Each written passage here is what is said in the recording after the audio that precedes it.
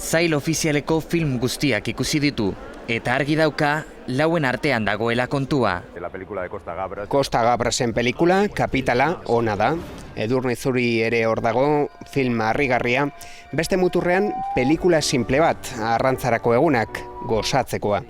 Nire ustez, hiru hauek eta Dan Lemeson etxean dira favorituak. Son las grandes películas del festival. ¿Y tú estabas en los campos? 14 film ari dira leian urrezko maskorra lortzeko.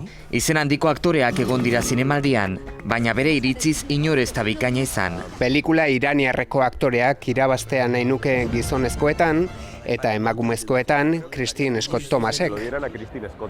Gauer arte itxaron beharko dugu zeinek irabazi duen jakiteko. Behar bada zinemaldian ere krisi kontuak gailenduko dira. Edo nola ere, kainabera bota eta ea muari zeinek egiten dion aginka. Kalean zeinetzean, galari adi izango gara denok gaur. Baina maitza edo zein dela ere, gu ez gara mutu geratuko.